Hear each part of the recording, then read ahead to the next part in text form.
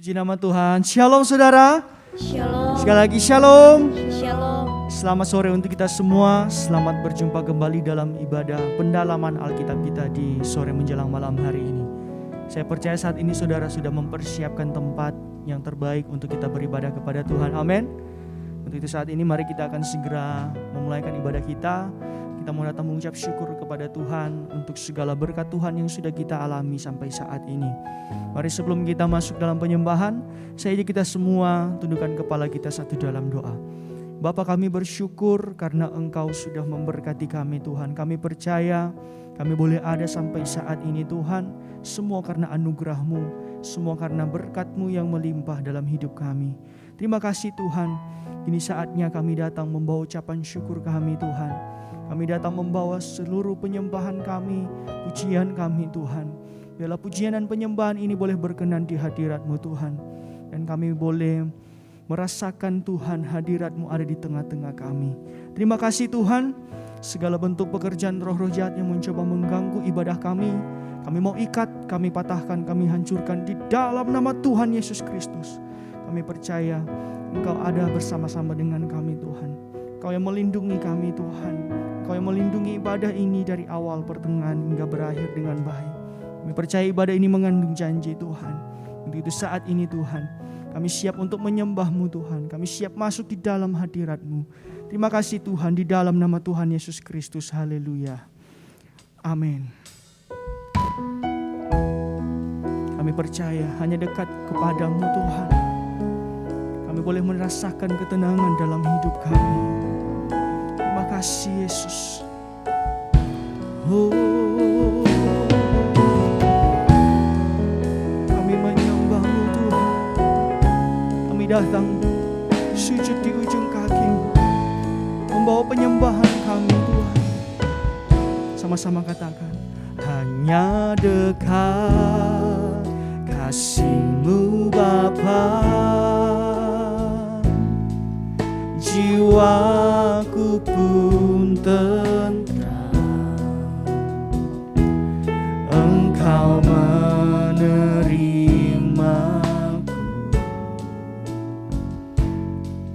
dengan sepenuhnya. Walau dunia melihat rupa, namun Kau memandangku sampai ke dalaman hatiku.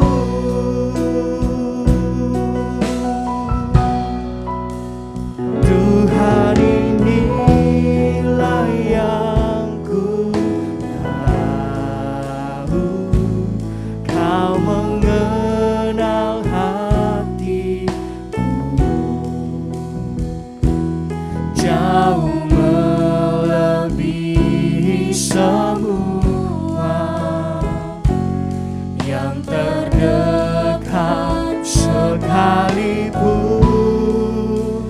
Tuhan, inilah yang ku mau. Kau menjaga hatiku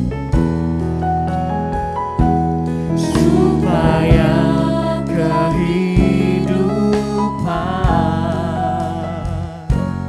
memancar senantiasa.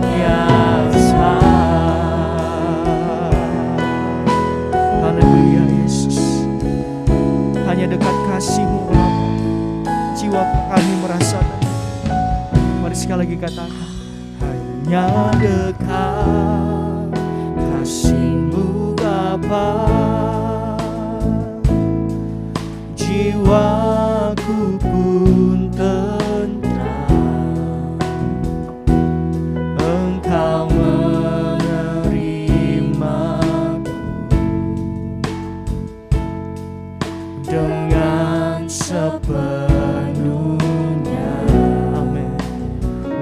Walau dunia melihat rupa, namun Kau memandangku Tuhan, memandangku sampai ke kedalaman hatiku. Oh, Tuhan, inilah yang ku tahu, Kau mengenal hatiku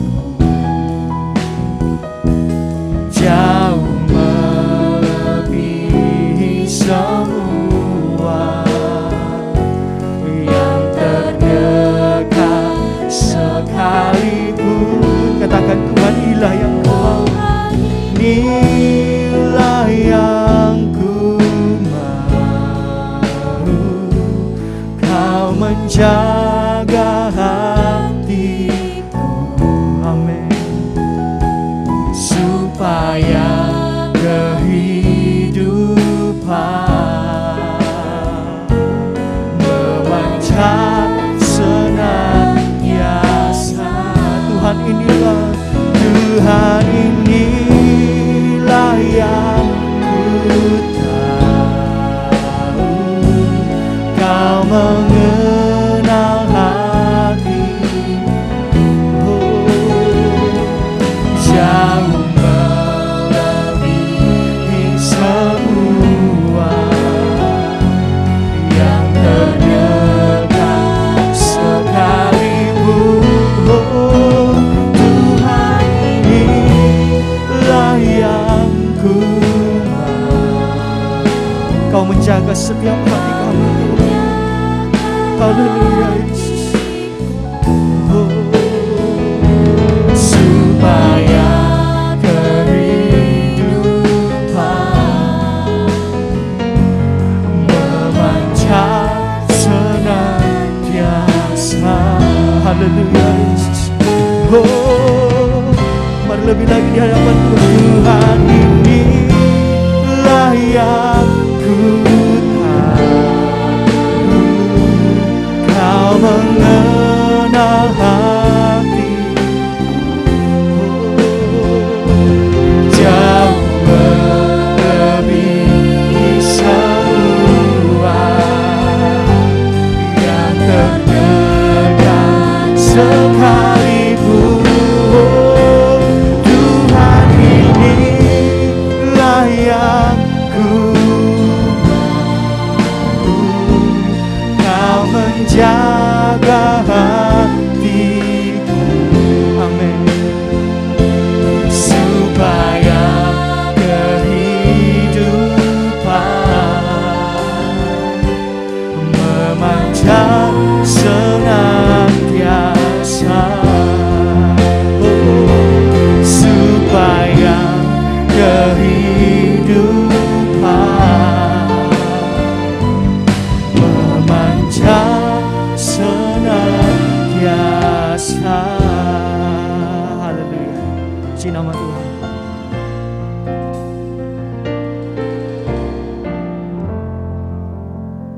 Mari saudara, kita mau lebih lagi di hadapan Tuhan. Mari sama-sama kita mau angkat satu nyanyi. Dialah Allah yang menyembuhkan. Haleluya. Dialah Allah yang menyembuhkan. Dialah Allah yang mencukupi. Dialah panci keselamatan. Dialah Raja. Sekali lagi saudara katakan, dialah Allah. Dialah Allah yang menyembuhkan. Amin. Dialah Allah yang mencukupi.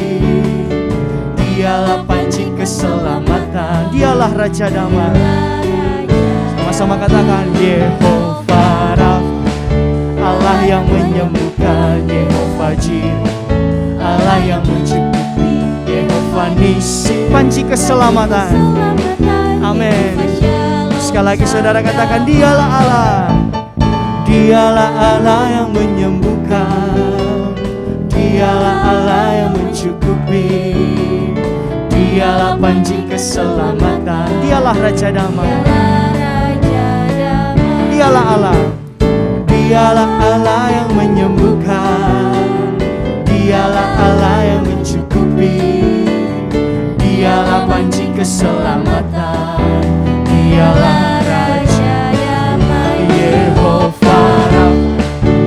Allah yang menyembuhkan, Yehova Jireh, Allah yang mencukupi, Yehova Nisi, panci keselamatan. Haleluya. Yehova Rafa, Yehova Rafa, Allah yang menyembuhkan, Yehova Jireh, Allah yang mencukupi, Yehova Nisi, panci keselamatan. Yehova Shalom Sang Damai. Dialah Allah, Dialah Allah yang menyembuhkan. Amin. Dialah Allah yang mencukupi, Dialah panci keselamatan. Dialah, sekali lagi saudara dengan imanmu katakan, Dialah Allah, Dialah Allah yang menyembuhkan. Amin. Dialah Allah yang mencukupi, Dialah panci keselamatan. Dialah, mari saudara sambil angkat tanganmu katakan, Farah, Allah yang menyembuhkan, Yehova Jireh, Allah yang mencukupi, Yehova Nisi, panci keselamatan. Yehova Shalom, Yehova Rafa, Yehova Rafa, Allah yang menyembuhkan, Yehova Jireh, Allah yang mencukupi, Yehova Nisi, panci keselamatan. Yehova Shalom Sang Damai. Yehova Shalom. Sekali lagi katakan saudara, Yehova Shalom, Shalom Sang Damai. Haleluya. Puji nama Tuhan, kita berikan kemuliaan bagi Tuhan kita. Mari saudara, kita akan segera mendengarkan firman Tuhan. Mari sebelum itu kita mau menyembah Tuhan. Kita mau minta Tuhan, biar Tuhan yang menyelidiki setiap hati kita dengan firman-Nya. Selidikilah hatiku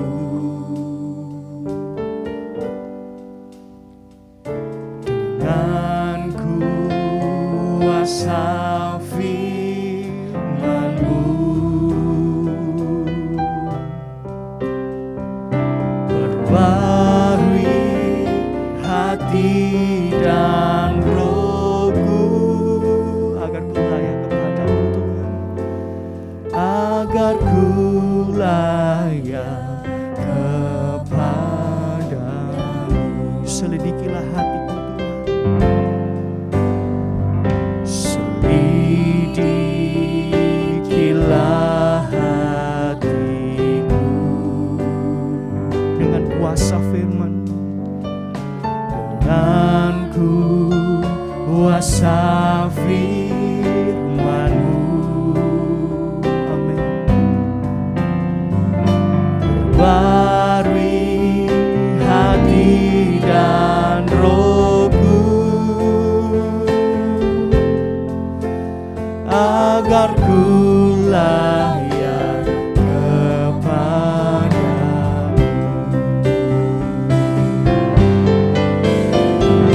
Tanda di tubuhku sebagai milik-Mu Tuhan, sebagai kepunyaan-Mu sendiri. Oh, ku rindu untuk menjadi mempelai perempuan-Mu. Ku cinta Engkau Yesus selamanya. Sekali lagi kata, selidikilah hati, selidikilah hatiku dengan kuasa firman-Mu Tuhan,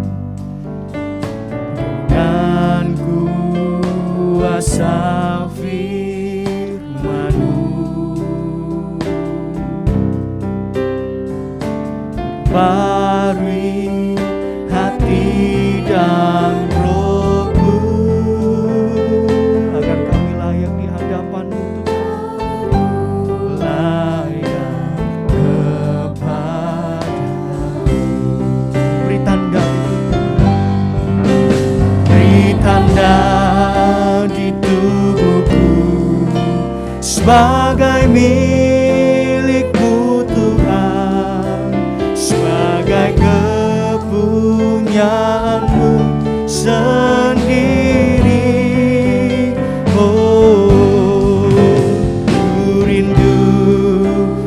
menjadi mempelai perempuanmu. Ku cinta Engkau Yesus selamanya. Di atas mezbahmu Tuhan, ku persembahkan tubuhku, persembahkan tubuhku. Terimalah penyerahanku, segenap tubuh, jiwa dan rohku. Beri tanda di tubuhmu, beri tanda di tubuhku sebagai milikku Tuhan, sebagai kepunyaanmu sendiri.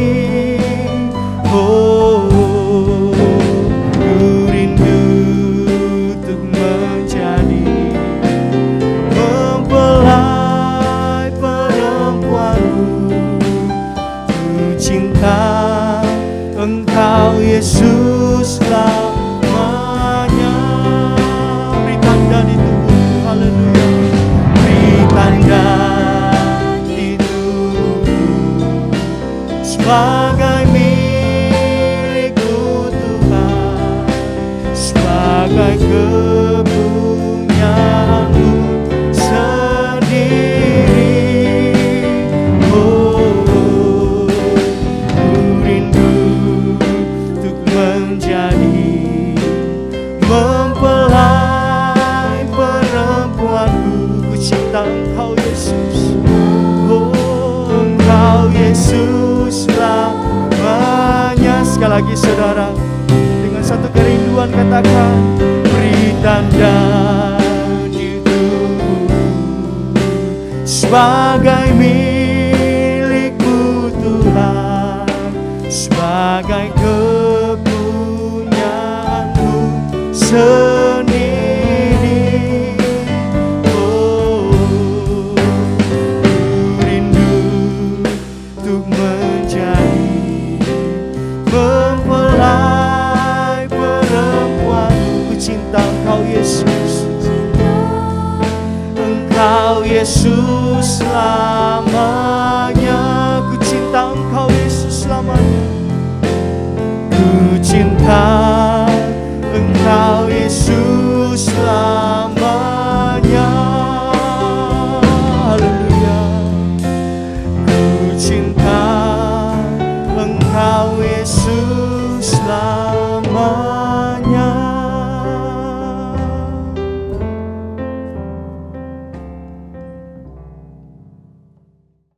Terima kasih Tuhan, kami percaya ibadah pendalaman Alkitab hari ini pun memberikan berkat yang besar bagi kami.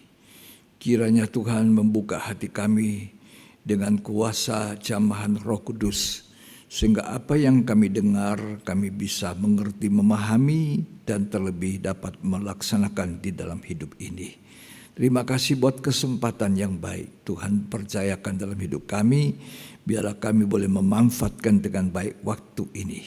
Kami percaya Tuhan menyertai dan memberkati kami dari awal sampai akhir. Di dalam nama Tuhan Yesus Kristus. Amin. Puji Tuhan. Bersama istri saya sampaikan shalom buat kita sekalian. Saudara-saudara yang saya kasihi di dalam Tuhan. Inilah waktu yang baik kita manfaatkan setiap kesempatan yang Tuhan berikan untuk kita bisa bersama-sama dalam ibadah, dalam doa, terlebih mendengarkan firman Tuhan di dalam ibadah pendalaman Alkitab ini. Kita akan bersama-sama membaca Wahyu pasal yang ke-7 ayat 9 dan selanjutnya. Kemudian daripada itu aku melihat, sesungguhnya suatu kumpulan besar orang banyak yang tidak dapat terhitung banyaknya, dari segala bangsa dan suku dan kaum dan bahasa, Ya, berdiri di hadapan tahta dan di hadapan Anak Domba, ya, memakai jubah putih dan memegang daun-daun palem di tangan mereka. ya. Dan dengan suara nyaring mereka berseru, "Keselamatan bagi Allah kami yang duduk di atas tahta dan bagi Anak Domba." Dan semua malaikat berdiri mengelilingi tahta dan tua-tua dan keempat makhluk itu. Mereka tersungkur di hadapan tahta itu dan menyembah Allah sambil berkata, "Amin. Puji-pujian dan kemuliaan dan hikmat dan syukur dan hormat dan kekuasaan dan kekuatan bagi Allah kita Ya. sampai selama-lamanya. Amin." Di ayat 9 dikatakan bahwa kemudian daripada itu aku melihat sesungguhnya suatu kumpulan besar orang banyak yang tidak terhitung banyaknya dari segala bangsa, dari segala suku dan kaum dan bahasa berdiri di hadapan Anak Domba. Jadi ini menunjuk kepada bangsa-bangsa lain atau bangsa kafir yang bukan bangsa Israel keturunan Abraham secara jasmani. Kalau Wahyu pasal 7 ayat 1 sampai 8 yang dimeterikan itu adalah bangsa Israel, keturunan Abraham. Ya, maka di dalam ayat 9 sampai ayat 17 itu kita memahami mendengar tentang bangsa-bangsa lain atau yang saya sebutkan sebagai bangsa kafir. Ini kesempatan buat bangsa kafir. Belum waktunya bangsa Israel. Manfaatkan waktu untuk bangsa kafir diberi kesempatan masuk di dalam tubuh Kristus. Wahyu 7 ini terbagi dua bagian, yaitu yang pertama bangsa Israel. Wahyu 7 ayat 1 sampai 8. Kemudian Wahyu 7 ayat 9 sampai selanjutnya itu bagi bangsa Israel. Dua bagian ini, bangsa Israel dan bangsa kafir akan dijadikan satu dalam satu tubuh Kristus. Ya, kita ini tadinya jauh dijadikan dekat. Artinya dijadikan satu. Oleh apa? Oleh pengorbanan Tuhan. Ya. Tadinya kita tidak terhitung. Tadinya kita adalah bangsa yang sebenarnya tidak mendapatkan bagian dalam kerajaan sorga. Tapi oleh karena belas kasihan Allah yang luar biasa. Ya, bangsa Israel itu bangsa milik kepunyaan Tuhan. Ya, dikatakan mereka adalah anak-anak janji. Ya, tapi bangsa Israel tegar tengkuk, keras kepala, degil. Ya, tidak taat.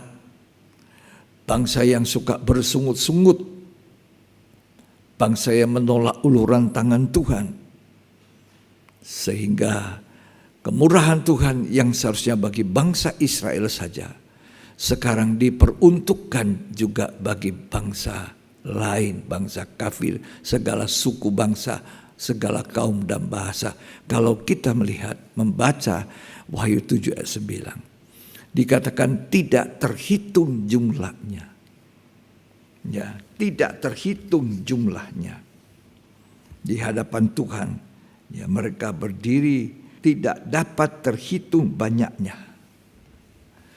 Kalau kita melihat bangsa Israel, yang dimeterikan adalah 144.000 orang, tepat dapat dihitung. Tapi ini inti Israel. Mereka adalah orang-orang Israel yang hebat. Kalau kita baca Wahyu 14, mereka dikatakan mengikuti Anak Domba kemana saja. Mereka itu hidup murni seperti perawan. Tidak ada dusta di bibirnya. Ini mempelai wanita, sempurna, tidak bercacat. Inti dari bangsa Israel, inti daripada mempelai wanita Tuhan. Tapi Tuhan itu bermurah hati. Bangsa-bangsa yang di luar bangsa Israel, karena bangsa Israel menolak, keras kepala, dikatakan mereka baru saja dikeluarkan dari negeri perbudakan di Mesir, mengalami kekeringan, tidak ada air. Mereka sudah marah-marah, mereka sudah mau melempari batu kepada pemimpinnya Musa dan Harun. Mereka itu adalah bangsa yang suka bersungut, berontak, tidak taat. Jangan ditiru. Bayangkan tidak ada air pahit, marah-marah, mau melempari Musa. Tidak dapat makan, mereka bilang lebih baik di Mesir. Di Mesir itu bisa makan enak. Padahal mereka itu dipekerjakan sebagai pekerja rodi. Mana bisa makanannya enak. Begitu Musa menghadap untuk membawa bangsa Israel keluar, malah Firaun itu mengatakan sekarang pekerjaan mereka lebih beratkan. Kalau dulu jerami disediakan, sekarang tidak. Biarkan mereka sendiri juga mengumpulkan jerami. Jadi mereka hidup sangat tertekan. Tapi Tuhan yang Maha Pengasih itu, Dia mau membawa keluar bangsa ini dari perbudakan yang sangat menderita. Tapi susah. Begitu keluar, mereka sulit, jalannya buntu, ada laut teberau, mau maju ada laut, mundur, tentara Firaun datang untuk menyerang, membunuh mereka. Di tengah-tengah keadaan terjepit,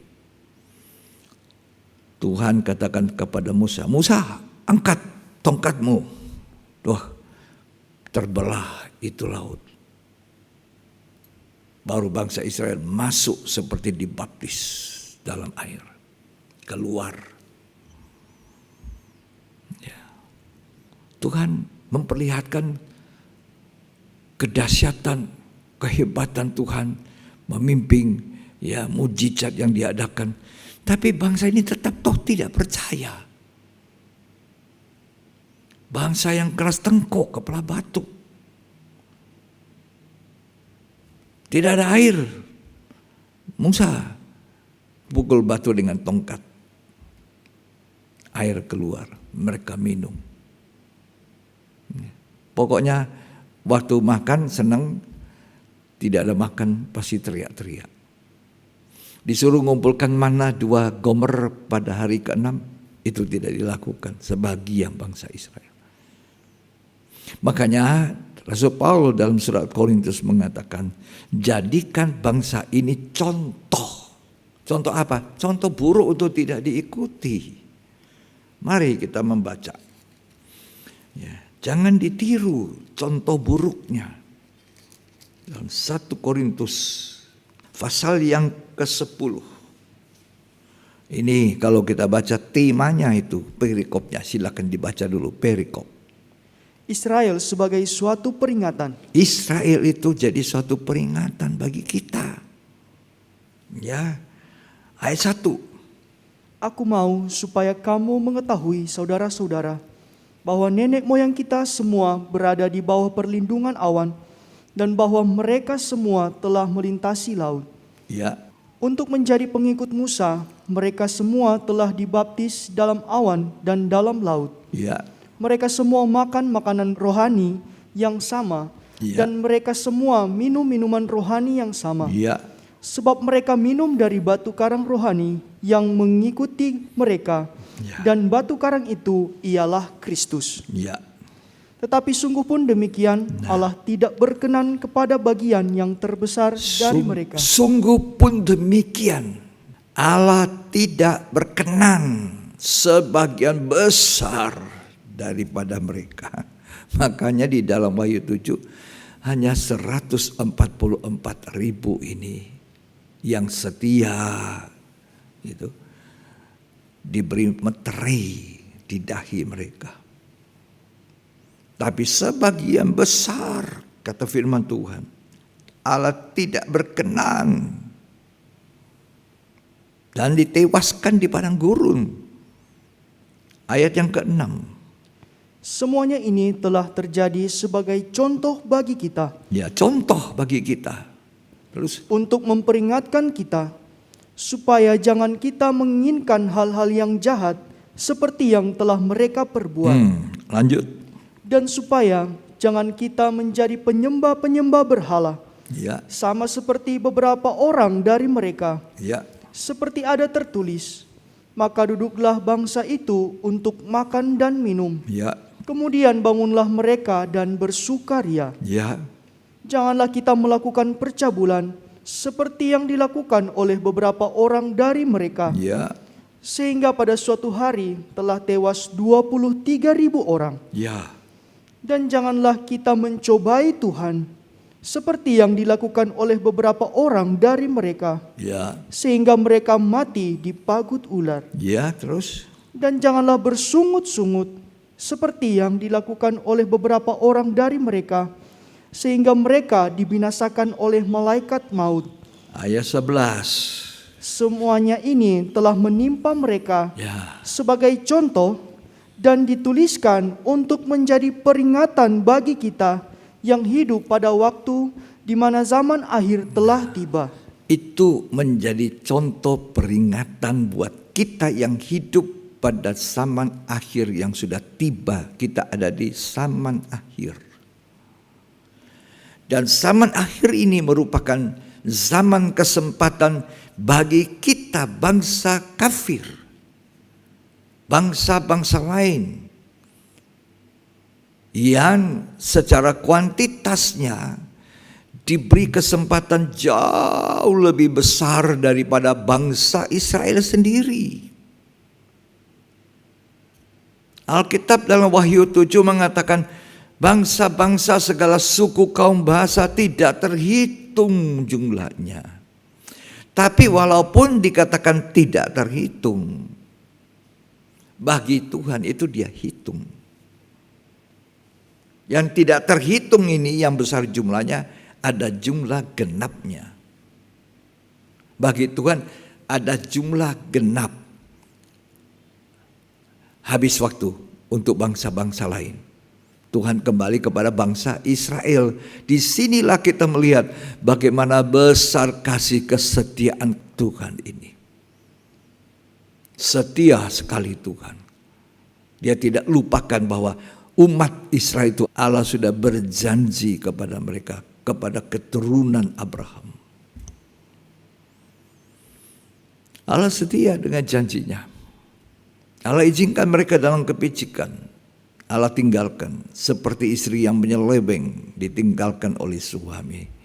Tapi Allah berkata dalam Yeremia, dia tidak selalu murka. Ada waktu berhenti murkanya, dia kembali lagi kepada bangsa Israel. Tapi bangsa kafir yang sekarang ini adalah waktu bagi kita. Waktu bagi bangsa kafir. Waktu bagi bangsa-bangsa lain. Yang juga ada jumlah yang genap. Walaupun banyak tapi ada jumlah tak genap. Misalnya 100.000. Misal. Maka 100.000 itu dikatakan banyak dibandingkan 1.000. Tapi ada genapnya 100.000. Lalu Tuhan tutup pintu. Pintu kasih karunia, pintu kemurahan bagi bangsa-bangsa lain. Dan dia kembali kepada bangsa Israel untuk menunjukkan kasih dan kesetiaannya. Roma 11 ayat 25. Sebab saudara-saudara, supaya kamu jangan menganggap dirimu pandai, aku mau agar kamu mengetahui rahasia ini. Ya, Sebagian dari Israel telah menjadi tegar sampai jumlah yang penuh dari bangsa-bangsa lain telah masuk. ya, Dengan jalan demikian, seluruh Israel akan diselamatkan seperti ada tertulis. Dari Sion akan datang penebus. Ya, Ia akan menyingkirkan segala kefasikan daripada Yakub. ya, Dan inilah perjanjianku dengan mereka, ya, apabila aku menghapuskan dosa mereka. ya, sekian.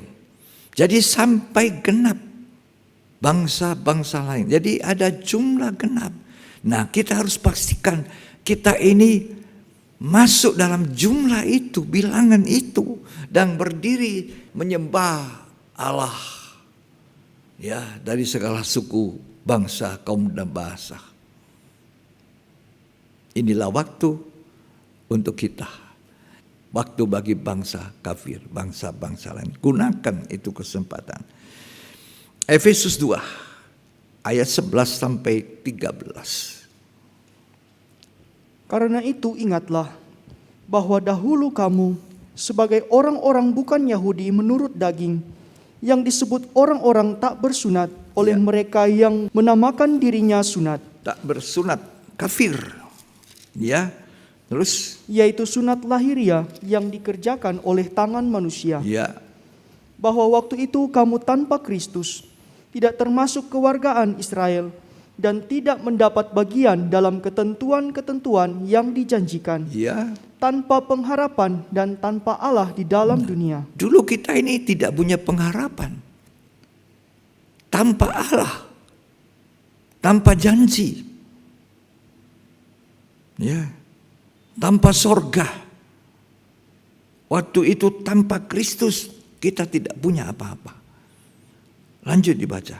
Tetapi sekarang di dalam Kristus Yesus, kamu yang dahulu jauh sudah menjadi dekat oleh darah Kristus. Oleh darah Yesus, pengorbanan Tuhan kita di kayu salib, mencucurkan darah sampai titik darah penghabisan.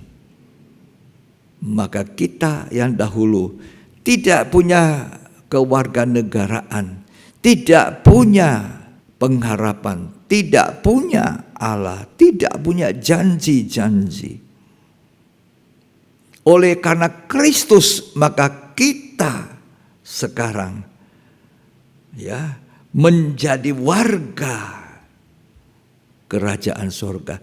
Sepanjang umur hidup kita jangan lupakan korban Yesus. Oh, salib, berita salib, jangan dilupakan. Sekarang banyak orang kalau cuma berita salib itu biasa-biasalah sudah. Bicara darah Yesus biasa-biasa. Tidak demikian, saudara. Salib itu bukan hanya perhiasan dari emas yang ditaruh di kalung kita atau di rumah kita. Tidak. Salib itu harus menjadi tempat yang paling tinggi. Kutinggikan korbanmu Tuhan. Itu salib. Di mana Allah mendamaikan kita, bangsa kafir, dengan Allah sendiri. Sehingga kita punya identitas sebagai warga kerajaan surga. Dulu kita tidak punya. Ya. Jadi kita ini hanya oleh iman. Hargai darah Yesus. Jangan diinjak-injak kemudian kembali ke dosa yang lama. Jangan. Ini waktu bangsa kafir, waktu kita. Ya, mari kita baca lagi Efesus pasal yang kedua. Ayat 12 sekali lagi. Bahwa waktu itu kamu tanpa Kristus, tidak termasuk kewargaan Israel, dan tidak mendapat bagian dalam ketentuan-ketentuan yang dijanjikan, Ya, tanpa pengharapan dan tanpa Allah di dalam dunia. tidak ada pengharapan. Tapi sekarang kita punya pengharapan di dalam Kristus. Tapi pengharapan itu juga jangan hanya perkara dunia. Rasul Paul mengatakan dalam Korintus, kalau kita cuma mengharapkan Kristus di dalam dunia ini saja, maka pengharapan kita yang seperti itu menjadikan kita ini orang yang paling malang, paling celaka. Ya. Mari kita berpikir Mari kita beriman, mari kita mengambil satu keputusan seperti yang Petrus katakan. Pengharapan kita untuk menerima warisan yang kekal, surga yang kekal. Karena itu jangan biarkan imanmu kendor, imanmu mati, imanmu macet, imanmu kau mundur dari iman. Karena ada satu pengharapan. Makanya Petrus kasih ingat, kalau suatu waktu iman saudara diuji dengan api dalam penderitaan, bertahanlah, bertekunlah. Ya. Kalau kita lanjut membaca tadi, Efesus 2 ayat 13. Tetapi sekarang di dalam Kristus Yesus, kamu yang dahulu jauh sudah menjadi dekat oleh darah Kristus. Oleh darah Yesus. Kita yang dahulunya jauh menjadi dekat. Terus? Karena dialah damai sejahtera kita yang telah mempersatukan kedua pihak dan yang telah merubuhkan tembok pemisah, Ya. yaitu perseteruan. Ya. Sebab dengan matinya sebagai manusia, ia telah membatalkan hukum Taurat dengan segala perintah dan ketentuannya, untuk menciptakan keduanya menjadi satu manusia baru di dalam dirinya, dan dengan itu mengadakan damai sejahtera, dan untuk memperdamaikan keduanya di dalam satu tubuh dengan Allah oleh salib, dengan melenyapkan perseteruan pada salib itu. Ya. Ia datang dan memberitakan damai sejahtera kepada kamu yang jauh. Kita ini yang jauh dari apa persekutuan dengan Allah, tidak punya pengharapan. Ya, orang yang sudah ditentukan binasa, tidak ada apa-apanya. Kamu yang dulu jauh dijadikan apa? Dan damai sejahtera kepada mereka yang dekat. Ya, dijadikan dekat dan diberikan jaminan damai sejahtera. Ya, terus? Karena oleh Dia, kita kedua pihak dalam satu roh beroleh jalan masuk kepada Bapa. Itulah sebabnya di dalam Wahyu 7 yang kita baca, ini dua bagian ini ya memenuhi pasal 7, yaitu bagian pertama bangsa Israel yang dimeteraikan sebanyak 144.000 orang. Di dahinya dimeteraikan namanya dan nama bapaknya. Lalu ayat 9 dan selanjutnya kita melihat, membaca bagaimana itu bangsa-bangsa lain, segala suku, bangsa, kaum, bahasa. Ini yang saya katakan sebagai bangsa kafir. Nah, yang diceritakan Efesus 2 tadi, yang kita ini dulu tidak punya pengharapan, tidak punya apa-apa. Tapi satu waktu nanti berdiri di hadapan Allah dengan pakaian putih, jubah putih itu. Memuji-muji Allah. Sama. Dua ini yang dipersatukan. Jadi satu tubuh. Oleh siapa? Jasanya siapa? Yesus Kristus. Oleh Dia kita beroleh jalan masuk. Yang jauh menjadi dekat. Makanya jangan kita melupakan kasih korban Kristus. Salib. Darah Yesus. Jangan kembali ke hidup lama. Kalau sekali kamu sudah menerima Kristus, jangan melepaskan kepercayaanmu. Ini kesempatan bagi bangsa kafir. Waktunya kita. Belum waktunya Israel.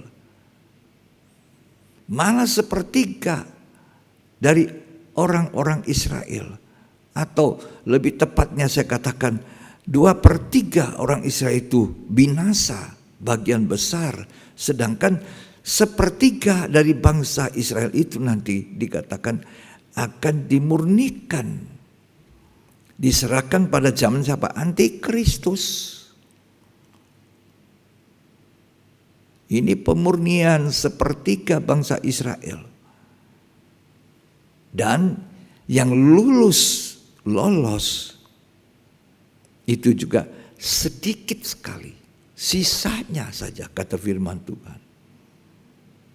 Dan mereka juga nanti yang lolos itu yang sedikit berhak masuk dalam pemerintahan kerajaan damai 1000 tahun.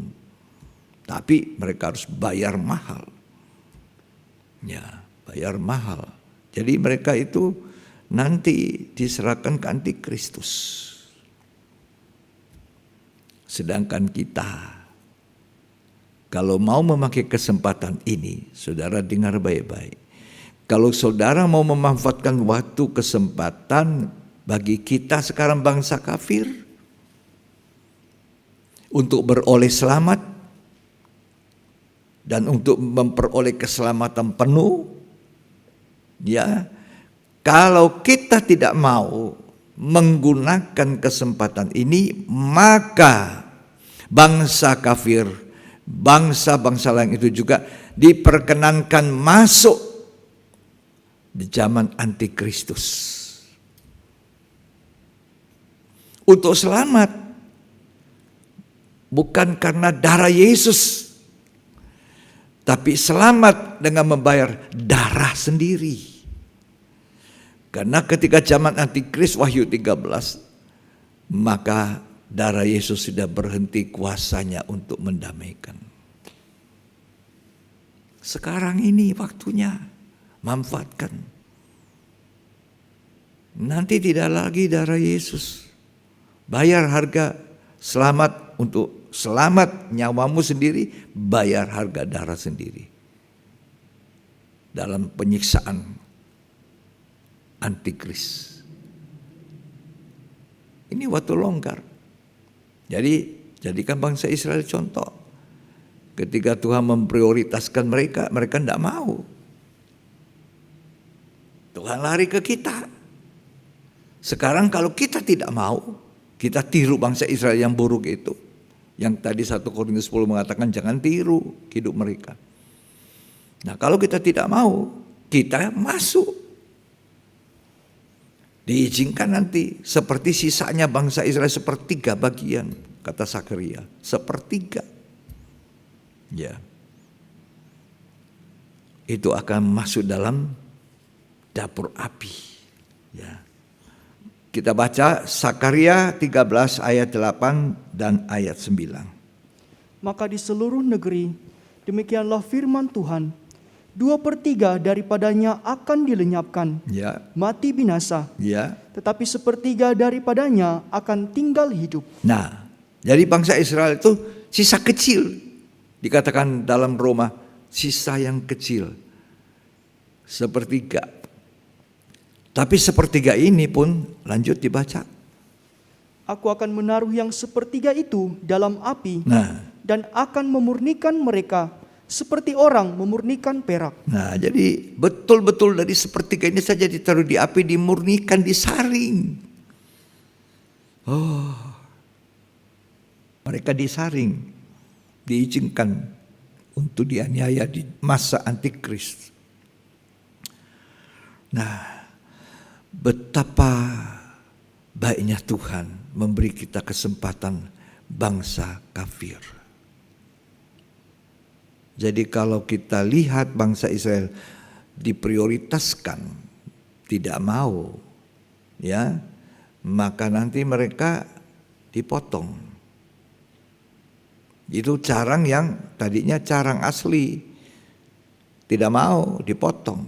Kata kitab Roma, dipotong.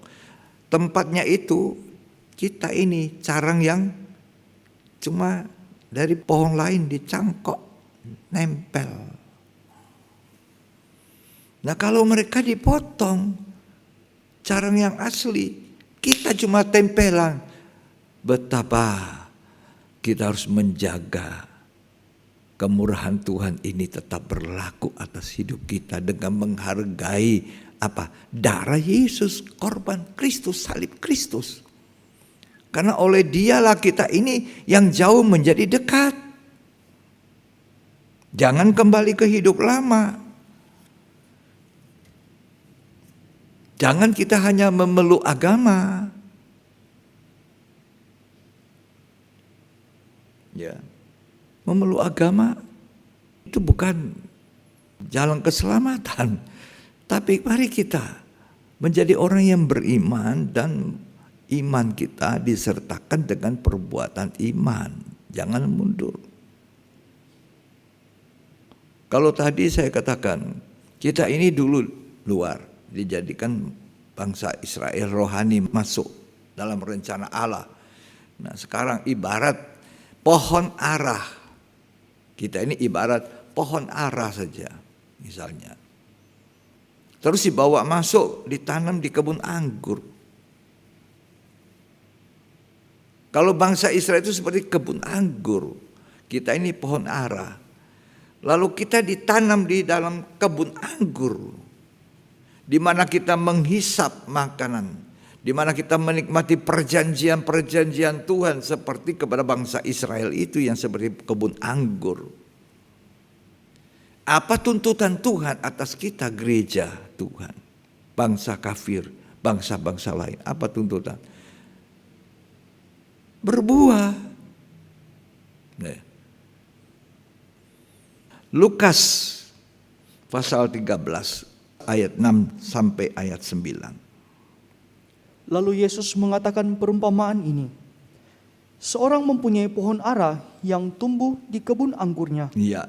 Dan ia datang untuk mencari buah pada pohon itu. Iya. Tetapi ia tidak menemukannya. Iya. Lalu ia berkata kepada pengurus kebun anggur itu, "Sudah 3 tahun aku datang mencari buah pada pohon ara ini." Perhatikan kata sudah 3 tahun. Berarti pohon ara itu di kebun anggur menyia-nyiakan waktu 3 tahun. Menyia-nyiakan kesempatan 3 tahun, lama itu. Ya. Untuk apa 3 tahun itu sebetulnya? Untuk menunjukkan satu sikap, yaitu buah. Buah apa? Buah pertobatan. Buah apa? Buah pengudusan. Buah-buah roh. Baca dulu lanjut. Dan aku tidak menemukannya. Ya. Tebanglah pohon ini. Untuk apa ia hidup di tanah ini dengan percuma? Nah. Jawab orang itu, "Tuan, biarkanlah dia tumbuh tahun ini lagi. Ya. Aku akan mencangkul tanah sekelilingnya dan memberi pupuk kepadanya. Ya. Mungkin tahun depan ia berbuah. Ya. Jika tidak, Kalau tebanglah tidak, dia." tetap ada konsekuensinya. Tebang. Sebab dikatakan untuk apa percuma? Ditanam di kebun anggur. Jadi ada masa bagi bangsa kafir 3 tahun tambah 1 tahun kemurahan. Itu artinya bagi bangsa kafir ada jumlah genapnya. Nah kalau kita lama-lama tidak mau memasukkan diri, tidak mau menerima Yesus, tidak mau menerima korban Kristus, kita tidak mau manfaatkan, maka kita ini tidak punya kerajaan surga, melainkan akan masuk dalam penghukuman.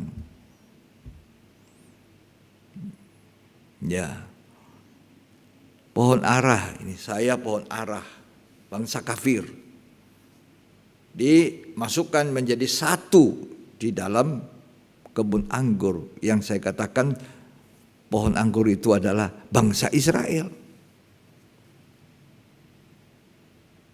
Nah, sekarang kita pohon ara ini dituntut apa? Diberi kemurahan. Apa tuntutan Tuhan? Berbuah. Kalau tidak ada buahnya, tebang. Tapi penjaganya bilang, kasih kemurahan lagi 1 tahun ya, 1 tahun.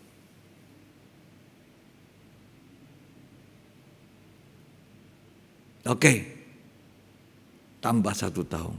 Ini murah hatinya pemilik kebun anggur. Murah hatinya Tuhan Bapakku di sorga. Ya, manfaatkan kemurahan itu, murah hati. Tuhan bilang, aku ini murah hati. Tidak selalu murka, kata Yeremia. Ya, murah hati. Tidak selalunya aku murka. Lah kita tahu murah hati Tuhan ada batasnya juga. Nah makanya saya katakan kesempatan buat bangsa kafir. Ini waktu. Buah. Buah apa? Tunjukkan buah pertobatan. Matius 3 ayat 8. Jadi hasilkanlah buah yang sesuai dengan pertobatan. Iya, hasilkan buah sesuai pertobatan. Sesuai pertobatan kita. Ya, kalau kita sudah percaya Tuhan, buktikan. Apa itu? Buah pertobatan. Dulu jalan ke utara, sekarang berbalik jalan ke selatan. Dulu jalannya penuh menuju ke dosa. Dosa saja yang dilakukan. Sekarang takut Tuhan muncul, belok, balik. Tunjukkan itu, buah pertobatan. Jadi jangan hanya memeluk agama. Ya. Kekristenan bukan agama, tapi adalah kehidupan yang bertobat, hidup yang benar. Ya. Tuhan berkata memang tidak selalu aku murka. Tidak selalu dendam. Tuhan itu penuh dengan kemurahan. Penuh dengan kemurahan. Ya, kalau kita baca Yeremia pasal 3, pasal 2, di situ kita bisa melihat kemurahan Tuhan atas bangsa Israel. Makanya di dalam Wahyu 7 Tuhan tunjukkan kita ada 144.000 orang yang dimenterikan. Semuanya dari suku Israel. Ini baru intinya, masih ada. Yang tadi kita sudah dengar 2/3 nanti, kata Sakaria, dimasukkan di dalam, itu 2/3 sudah binasa. 1/3, jadi 2/3 itu binasa, 1/3 ini masuk dapur api.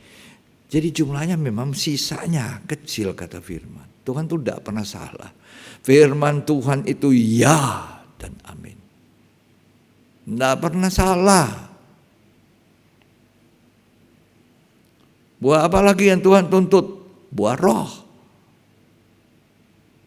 Galati 5 ayat 22 sampai 23. Saudara baca saja di rumah. Galati 5 ayat 22 sampai 23. Buah roh kasih sukacita. 9 buah roh sampai dengan yang terakhir penguasaan diri. Apalagi buah kekudusan. Kita hidup kudus. Roma 6 ayat 22. Tolong dibaca. Tetapi sekarang, setelah kamu dimerdekakan dari dosa, dan setelah kamu menjadi hamba Allah, kamu beroleh buah yang membawa kamu kepada pengudusan. Ya, buah pengudusan. Kalau tidak berbuah-buah, si pemilik kebun anggur bilang, ini cuma mengotori tempatnya. Potong aja ya, potong. Oh, jangan Tuhan. Siapa itu penjaga kebun? Buat kita sekarang siapa penjaga kebun? Siapa penjaga umat Tuhan? Gembala-gembala itu. Umat Tuhan perlu gembala. Domba membutuhkan gembala. Kasih makan, kasih minum, ditunjukkan jalannya. Itu gembala, penjaga.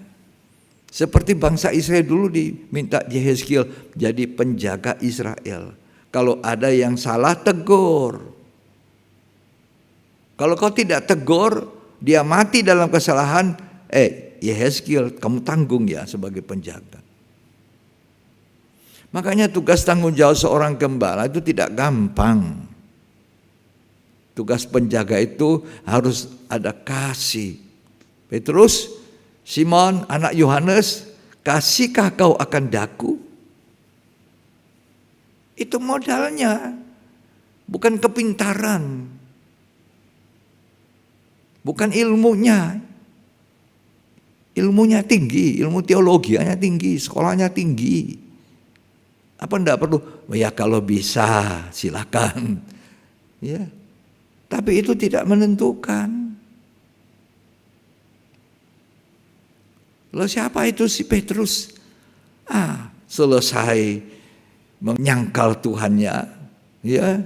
Sungguh aku enggak kenal itu Tuhan, enggak, siapa bilang aku kenal, enggak, sumpah.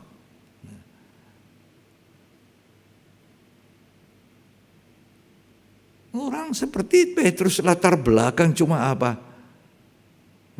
Penjala ikan, nelayan kasar tuh. Seringkali enggak pakai pakaian. Tuh. Enggak pakai pakaian.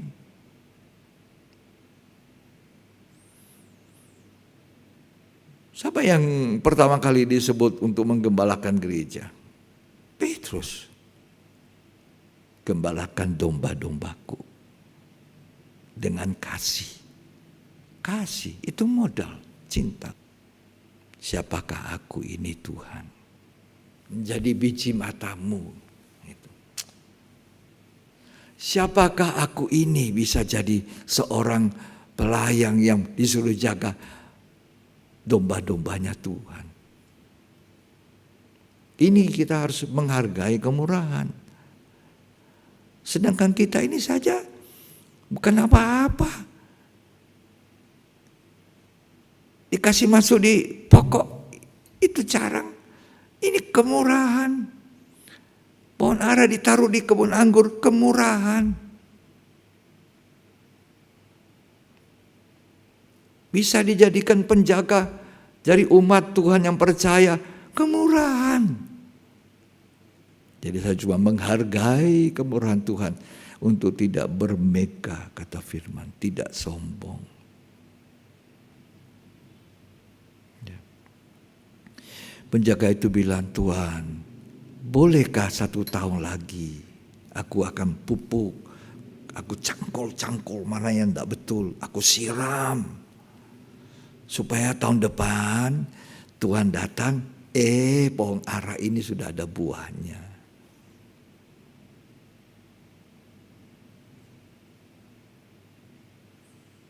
Jadi manfaatkan kesempatan bagi kita ini bangsa kafir untuk tercacak pada pokok, ya, untuk bisa bertahan tercacak tidak dipotong, tetap dalam kepercayaan, berbuah-buah seperti pohon ara yang cuma dimasukkan di kebun anggur. Bangsa yang tidak punya kewarganegaraan, tidak punya pengharapan, tidak punya Allah. Sekarang saya bisa memanggil dia Bapakku yang baik. Bapa di sorga. Ada layaknya bersedikit. Ya toh? Apa yang kita megahkan, kata Alkitab. Jangan bermegah. Perhatikan kekerasan dan kemurahan Allah, kata kitab Roma. Jangan bermegah. Melainkan kalau Tuhan pakai hidup kita, Tuhan pakai hidup saya, kita katakan, Tuhan terima kasih. Jangan bermegah. Dipakai ya terima kasih, terima kasih, terima kasih. Ya. Hargai korban Tuhan.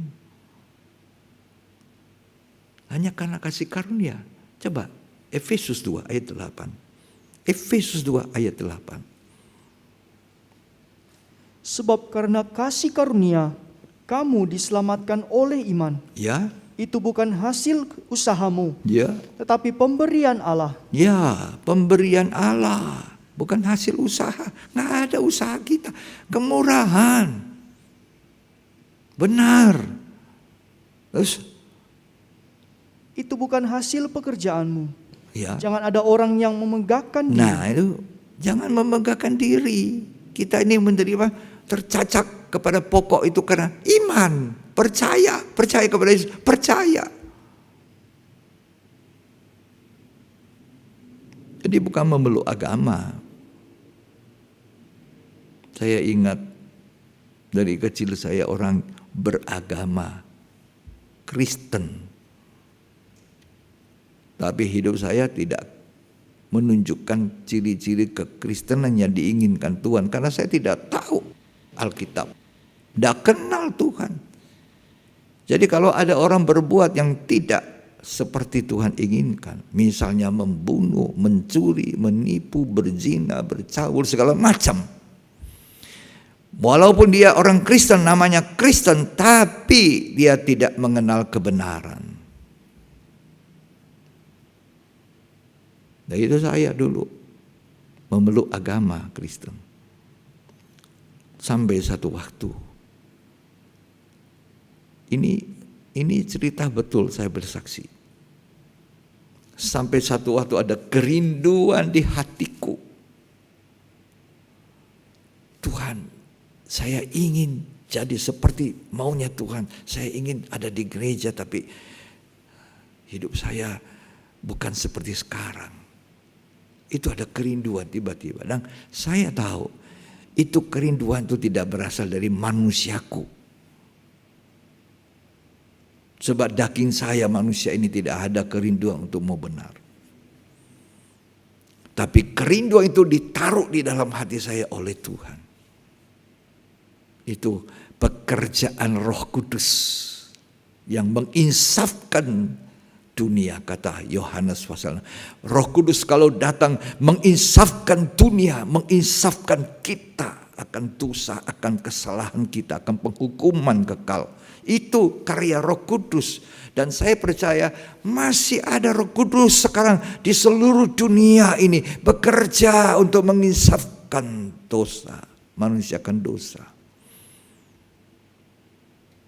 Hargai, jangan duka citakan Roh Kudus. Sehingga sampai satu hari pas saya lewat, waktu itu saya sangat tahu harinya, Rabu, bukan hari Minggu, Rabu. Ini sudah puluhan tahun yang lampau ini cerita. Sekarang usia saya sudah 70 lebih. Ya. Jadi kala itu masih 20 lebih, 30-an tidak sampai.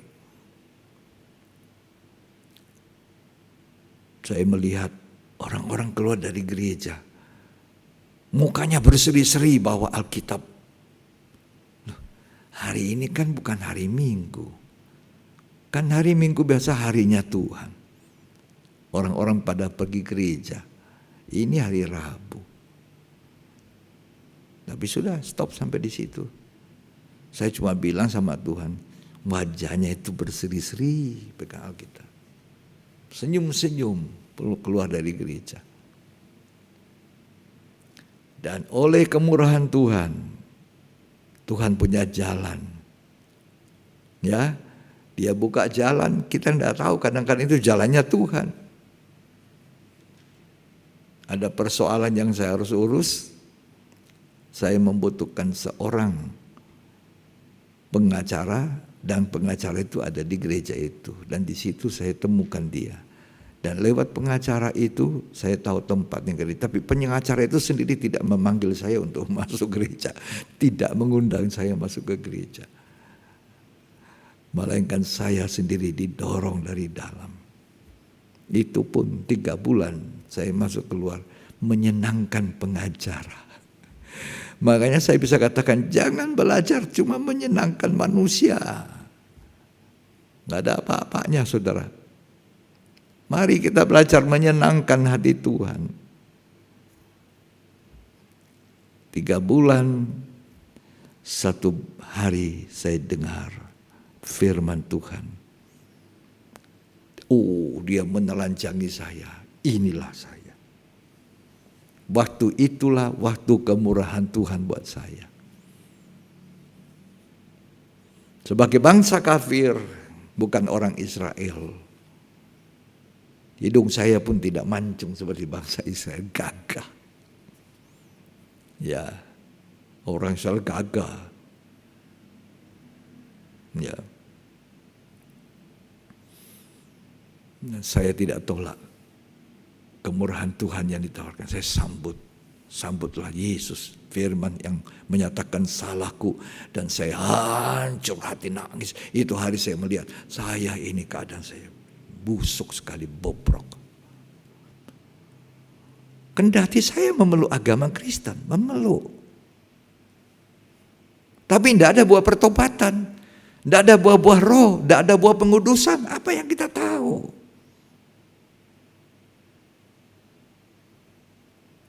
Jadi kalau saudara dengar firman Tuhan, ini uluran kasih tangan Tuhan kepada kita. Jangan tolak, ini waktu saudara dan saya. Untuk masuk dalam tubuh Kristus yang jauh jadi dekat.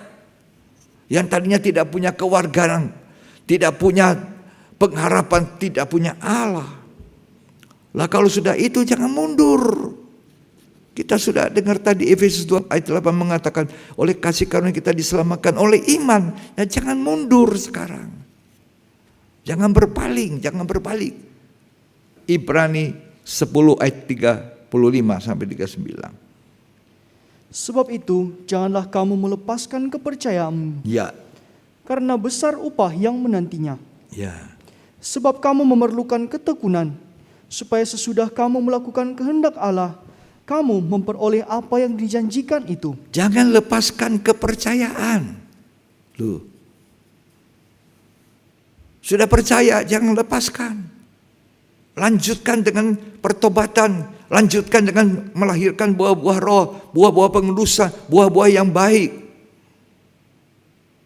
Terus? Sebab sedikit, bahkan sangat sedikit waktu lagi, dan Ia yang akan datang sudah akan ada, tanpa menangguhkan kedatangannya. Kita di zaman akhir. Dia tidak menangguhkan kedatangannya. Yesus tepat waktu datang. Sekalipun ada orang bilang, Tuhan mengundurkan. Tidak. Cuma kapan? Tidak ada orang tahu. Tapi kita sudah dekat datangnya Tuhan. Jangan mundur. Lanjut. Tetapi orangku yang benar akan hidup oleh iman. Hiduplah oleh iman. Terus? Dan apabila ia mengundurkan diri, maka aku tidak berkenan kepadanya. Aku tidak berkenan. Kita ini siapa, saudara? Kemudian dimenterikan. Kalau bangsa Israel 144.000 dimenterikan di dahinya. Padahal orang-orang Israel pada umumnya itu, orang Israel pada umumnya dahinya itu dahi perempuan sundal, kata Yeremia 3 ayat 3. Dulu kita punya dahi juga begitu, perempuan sundal, hidup dalam hawa nafsu, dalam percabulan. Yeremia 3 ayat 3. Sebab itu dirus hujan tertahan, dan hujan pada akhir musim tidak datang. Ya. Tetapi dahimu adalah dahi perempuan sundal. Nah, dahimu, dahi perempuan sundal bangsa Israel. Tapi justru di dahi itu kemudian di Wahyu 7 bangsa Israel yang diwakili oleh 144.000 keturunan Yakub diberi apa? Meterai pada dahinya. Oh, terima kasih Tuhan. Luar biasa kan? Dulu kita punya dahi juga begitu. Dahi ini pikiran kita. Semata-mata dunia, perbuatan dosa, kesenangan daging, itu yang kita pikirkan. Sekarang setelah kita diselamatkan, kita dibawa dalam kemurahan Tuhan, pikirkan perkara atas. Kata Kolose 3, pikirkan perkara atas di mana Kristus ada duduk di sebelah kanan Bapa. Biar hidup kita tersembunyi di dalam kasih Allah.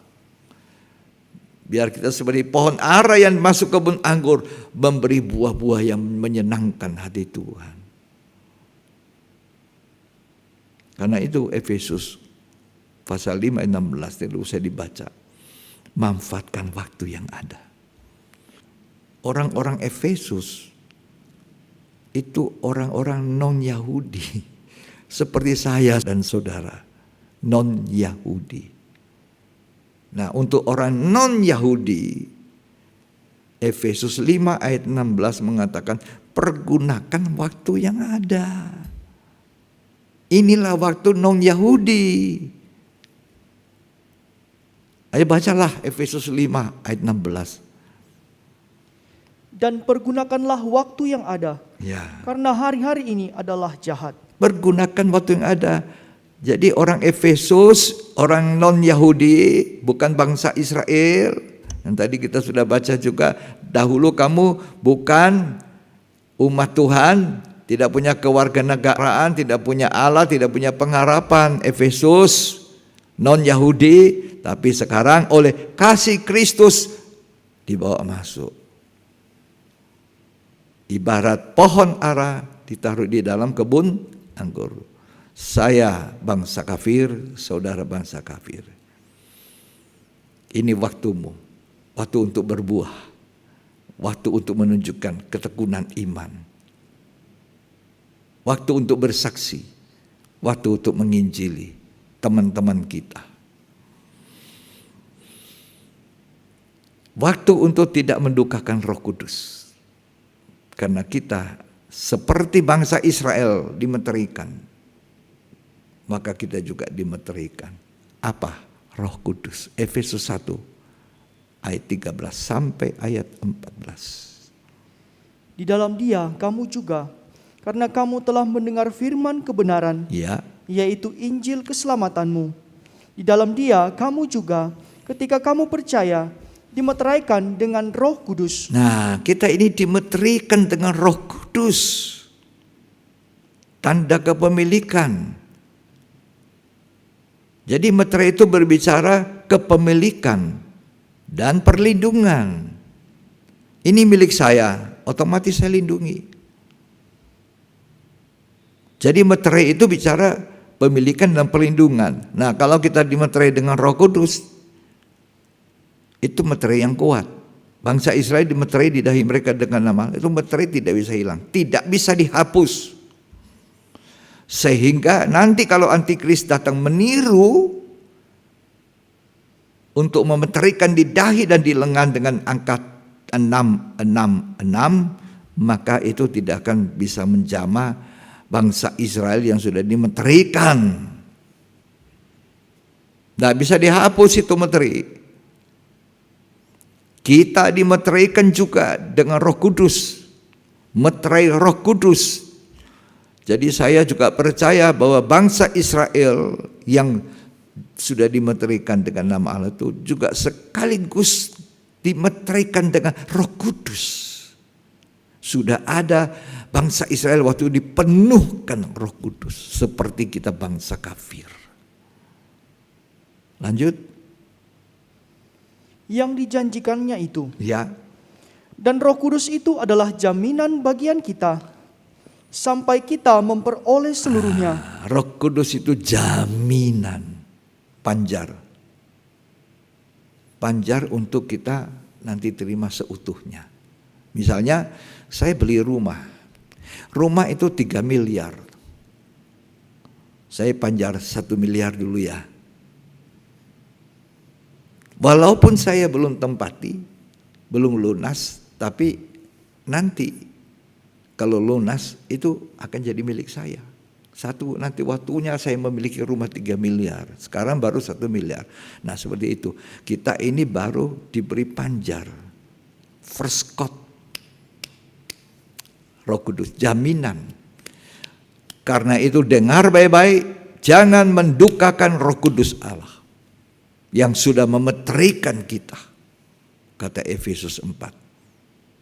Jangan mendukacitakan Roh Kudus Allah yang sudah memeterikan kita. Saudara bisa baca di Efesus 4. Jangan memadamkan Roh Kudus, apalagi kata surat Tesalonika 5. Itu jaminan kita sampai kita menerima keseluruhan.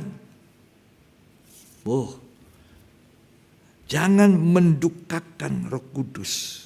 Jangan memadamkan Roh Kudus. Dalam Efesus 4 dikatakan yang sudah memeteraikan kita. Ya. Luar biasa. Jadi ini kita juga dimeteraikan sebagai panjar, perskot. Nanti sampai kita menerima seluruhnya. Karena itu jangan mundur. Ya, berbuah-buah, tunjukkan buah pertobatan. Inilah waktu Israel rohani. Pintu kemurahan bangsa kafir. Haleluya. Amanah agung beritakan saudara. Jaga api Pentakosta. Kita sedang menunggu Pentakosta terakhir. Pencurahan Roh Kudus berlipat-lipat ganda atas gerejanya. Oh Tuhan, dengan sayap kuasa Roh Kudus kami meninggalkan dunia. Terbang ke angkasa. Bertemu mempelai surga, kata nyanyian. Ku tinggalkan dunia, terbang ke angkasa. Waduh. Bertemu mempelai pria surga. Kita jadi mempelai wanita. Siapakah aku ini, Tuhan? Betul ya? Siapakah saya? Awalnya orang tidak benar, orang berdosa. Nggak punya Allah. Hukuman menantikan. Hukuman kekal dalam lautan api menanti. Tanpa pengharapan. Ini pintu kemurahan bagi bangsa kafir. Terimalah Yesus. Terimalah percikan darahnya. Hargai korban Yesus. Dan kalau sudah masuk, ditanam di situ, tunjukkan buah pertobatan, buah-buah hidup. Nanti kita akan terhitung sebagai bangsa-bangsa lain yang berdiri di hadapan Tuhan. Jumlahnya banyak sekali. Tidak terhitung, kata Wahyu 7. Tapi di hadapan Tuhan terhitung. Sampai genap jumlahnya Tuhan berahli bangsa Israel. Jadi kita harus masuk dalam perhitungan itu. Dan jangan keluar, jangan mundur dari iman.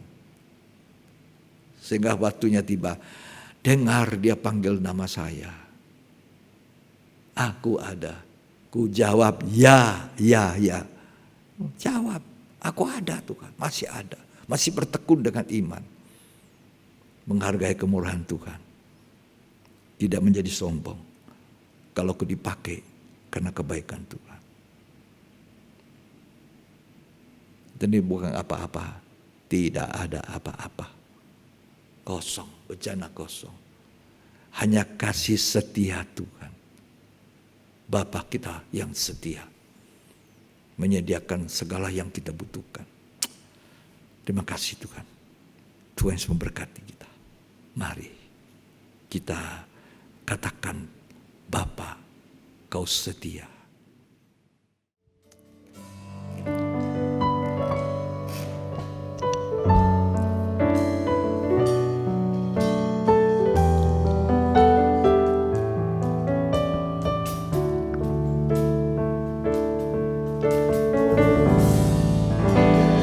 Tunjukkan kasih setiamu,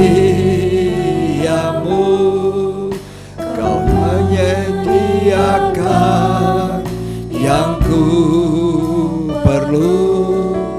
Kau setia, Kau mulia, dulu, sekarang dan selamanya.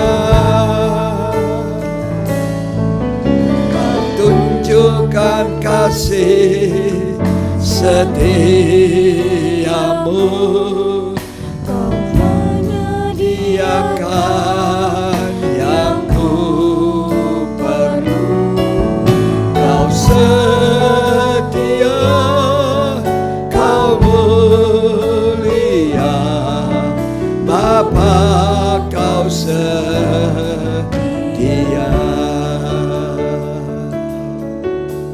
Bapa, Kau setia.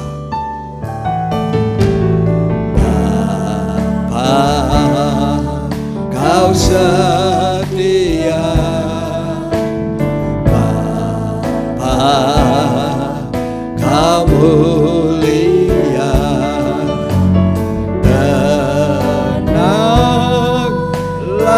jiwaku aman bersamamu. Amin.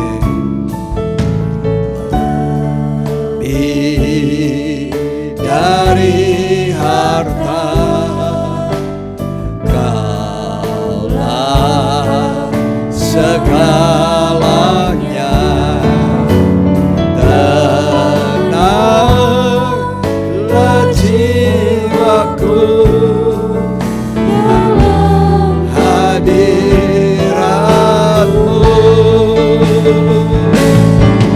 Kau tunjukkan kasih setiamu. Kau menyediakan yang ku perlu. Kau setia, kau mulia, besaran dan selamanya. Kau tunjukkan kasih setiamu. Kau menyediakan yang ku perlu. Kau setia, kau mulia, Bapa kau setia. Betapa setianya Tuhan. Tidak selamanya Dia murka. Walaupun begitu jahatnya bangsa Israel meninggalkan Tuhan, murtad, tapi Dia panggil kembali. Dipanggil pun belum mau datang. Sehingga Tuhan memeterikan yang 144.000 ini. Ini intinya. Mereka adalah seperti perawan murni. Mereka mengikuti anak domba. Mereka adalah orang-orang yang tidak pernah ada dusta di mulutnya. Betapa suci. Betapa suci dan salehnya kamu hidup. Kita yang menantikan Tuhan, yang sudah menerima kemurahan, yang bukan apa-apa, tidak ada hubungan darah daging dengan Abraham. Hanya karena ditolak oleh bangsa Israel, Tuhan ulurkan tangan kepada kita bangsa kafir, bangsa lain. Hargai meterai Allah itu, Roh Kudus. Jangan duka citakan. Oh, terima kasih Tuhan. Kau tunjukkan kasih setiamu.